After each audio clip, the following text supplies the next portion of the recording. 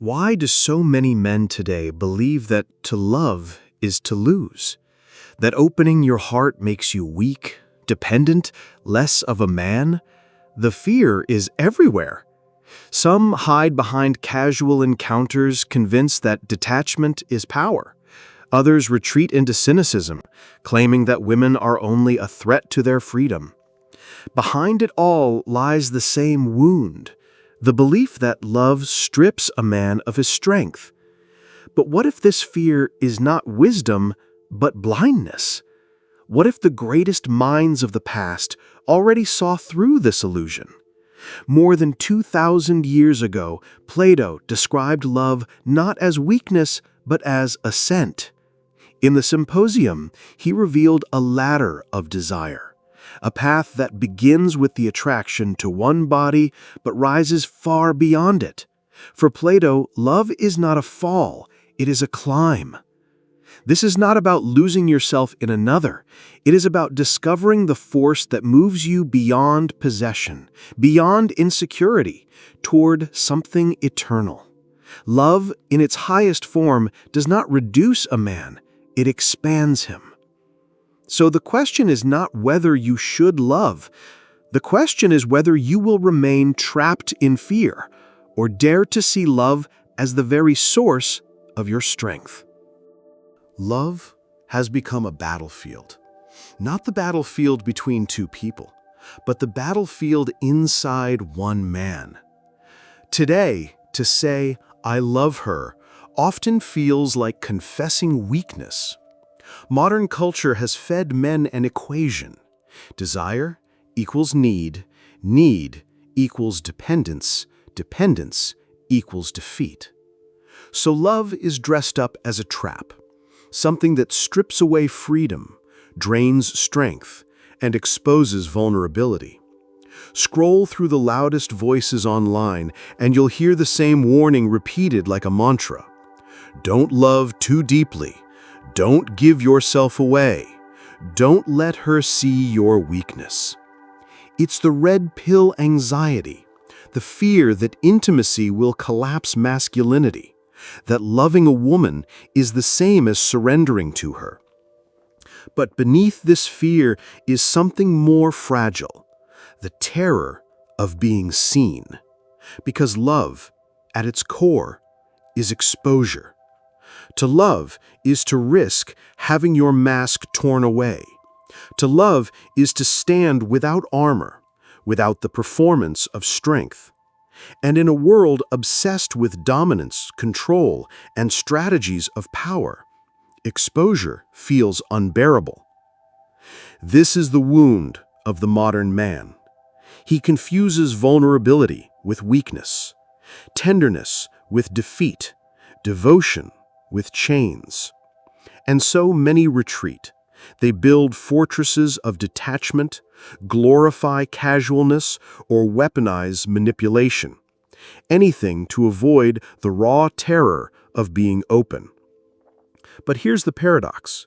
In trying to protect their strength, they only reveal their fragility. A man who cannot love deeply is not strong. He is fragile in another disguise. He fears being broken because he has never truly faced himself. This is why Plato still matters. Long before our modern crisis of masculinity, he understood something we have forgotten. Love does not diminish you. It enlarges you. Love is not a surrender of power, but a doorway into a higher kind of power. The power to transcend yourself. When Plato wrote the Symposium, he wasn't talking about tender dates or fragile egos, but he was addressing the same wound, the confusion of love with weakness. For him, love was not a trap, but a ladder, one that begins with desire, but rises step by step into truth, beauty, and transcendence. But before we climb that ladder with Plato, we must linger here at the bottom, in our modern wound, because this is where most men are stuck, believing that to love is to lose. Ask yourself, why does love feel like a threat? Why does the thought of giving yourself to another feel like defeat? Is it because love actually weakens us? Or is it because we have been trained to see love only through the lens of fear? The truth is, not that men have become too weak to love. The truth is that men have become too afraid to discover what love really is. And this is where Plato's voice cuts through the noise. He does not tell us to abandon love. He tells us to climb it. When most men today think of love, they think of passion. The fire in the body, the pull of desire, the thrill of conquest. It is raw, urgent, and undeniable. But for Plato, this was only the first shadow of love, not its essence. In the Symposium, Plato stages a dialogue about what love truly is. Different voices give different answers. Some say it is about pleasure, others about companionship, others about immortality through children. But the speech that resounds most powerfully is the one given by Socrates, who recounts the wisdom of a mysterious woman named Diotima. She describes love as a ladder.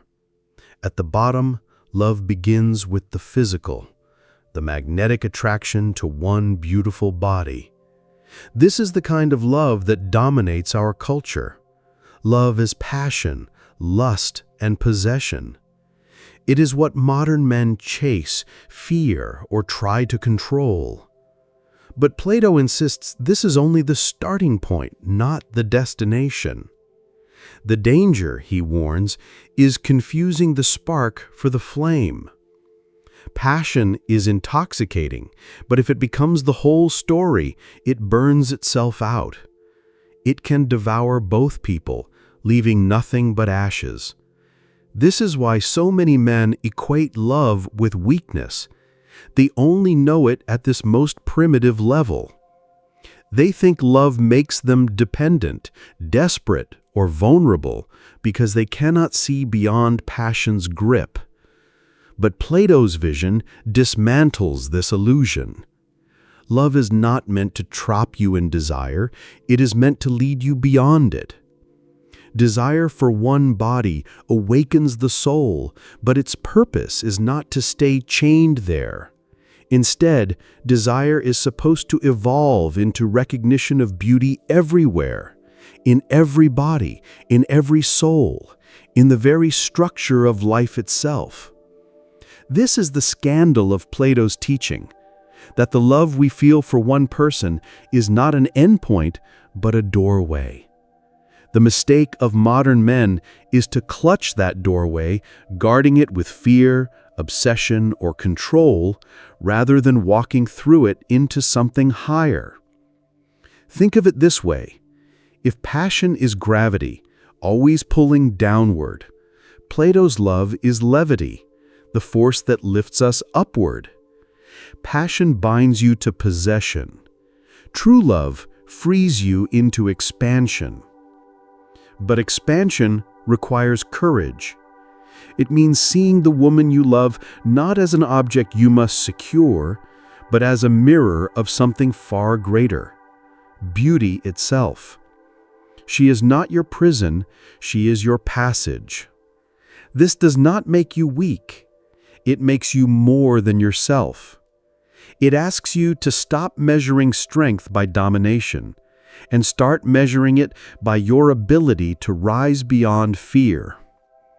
When men today hear this, some recoil. They ask, doesn't that mean I lose her? Doesn't that mean I become detached, cold, less human? But Plato is not asking us to abandon passion. He is asking us to climb through it, to see passion as the first rung of the ladder, not the final stage. And this is where the challenge becomes clear.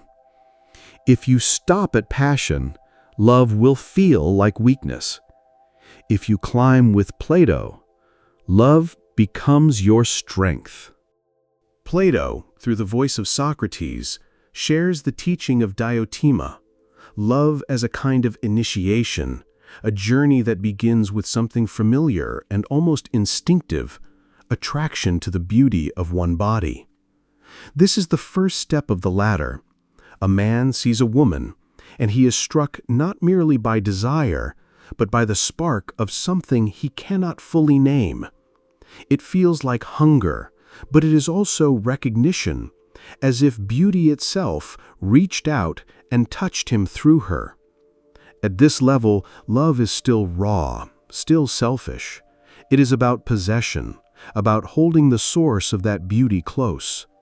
It is where most of us remain stuck, in the longing to capture the object of desire, in the hope that this one person will complete us, heal us, or make us whole.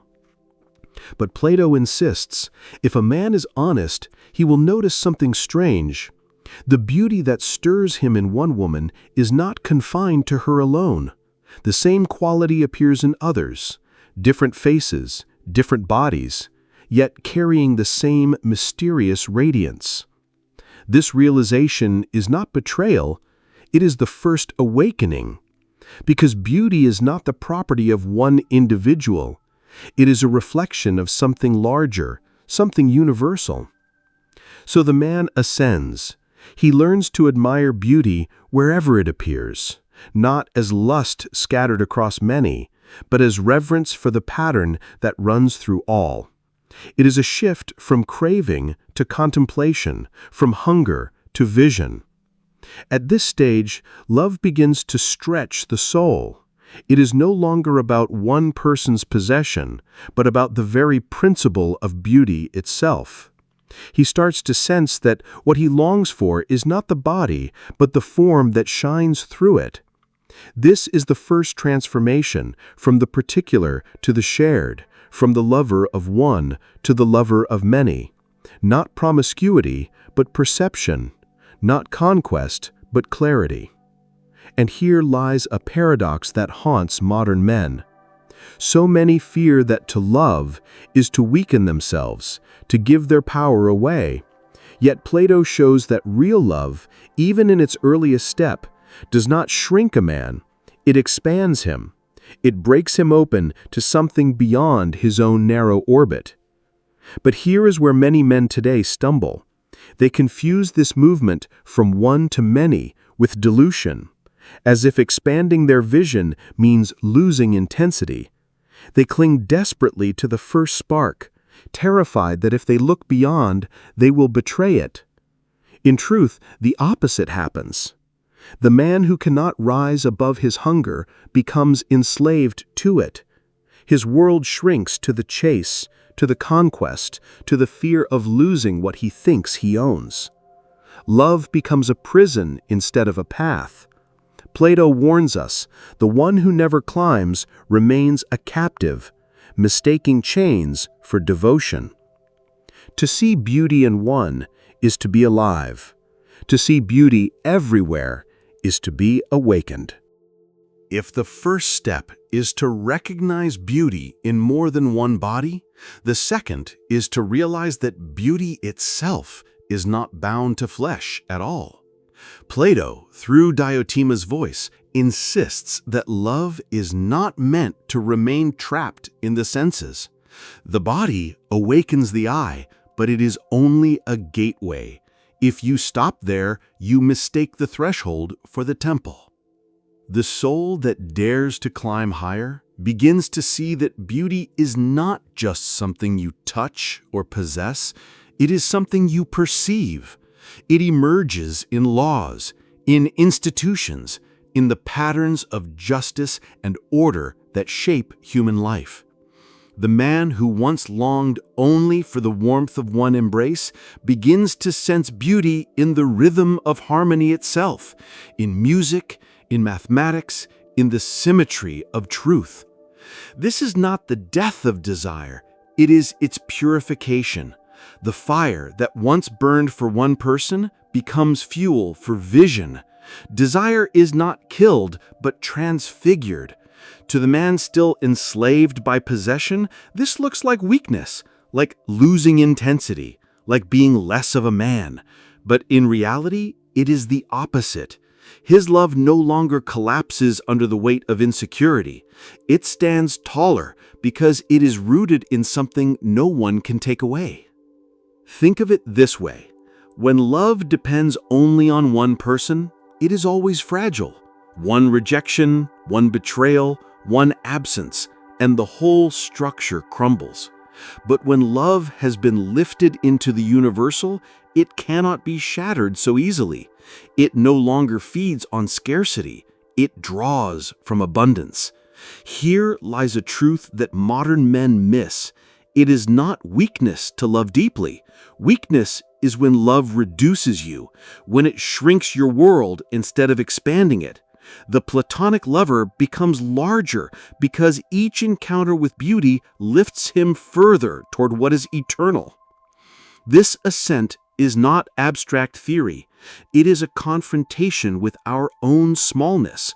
Every man who has loved knows the fear of losing, the hunger to hold, the ache of jealousy. Plato does not deny these wounds. He says, "Let them be your teacher. Let them show you that what you seek in her is not hers alone. You are not merely chasing a body, you are chasing the form of beauty itself." And this is where power enters, because the man who sees only the surface is at the mercy of it. But the man who sees the pattern cannot be enslaved. He does not worship one woman because he is blind to all others. He reveres her because she is a mirror of the divine spark that runs through all. His love is not smaller, it is sharper, stronger, unshakable. To move from the particular to the universal is not to lose love, it is to find its true strength. The fragile obsession dissolves, and what remains is clarity. This is not less masculine, it is more, because it is no longer reactive, it is generative. It does not bend under fear, it rises with vision. And at this point, the lover stands before the threshold of something even greater, not just the beauty of forms, but the beauty of truth itself. At the summit of the ladder, love no longer clings to bodies, nor even to individual souls. It rises to the contemplation of beauty itself, timeless, unchanging, beyond decay. For Plato, this is the true vision, when a man sees not just fragments of beauty scattered in the world, but the very source from which all beauty flows. This is not some abstract theology. It is the deepest transformation of the soul. The lover who once trembled at rejection now stands firm because his love is no longer fragile. It does not depend on possession or control or the fleeting approval of another. It is rooted in the eternal. And here the modern paradox collapses. To love is not to weaken. It is to align with the strongest force a human can touch, the force that pulls us upward, that lifts us beyond survival, that turns wounds into wisdom. The man who refuses to love is not strong. He is merely defended. He has built a fortress, but he has lost the sky. Real strength is not the absence of vulnerability. It is the capacity to stand open, to let beauty strike you, and not crumble under it.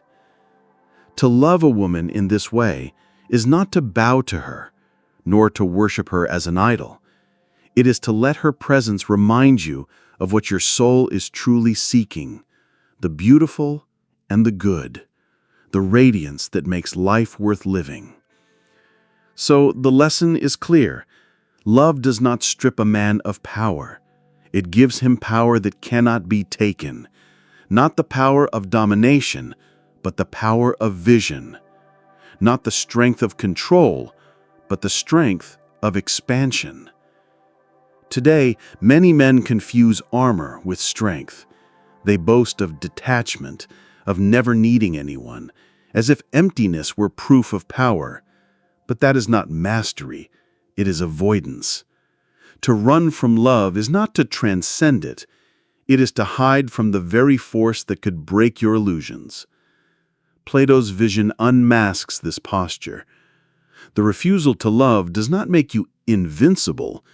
It makes you smaller, caged within your own fear. Weakness is not in love. Weakness is in fear of it. If this moved something inside you, stay. We're building something for those who don't fake it. Subscribe, not just for the content, but for the confrontation. And if this left a wound, maybe it was meant to. Sometimes the best way to go deeper is to share the pain. Share it.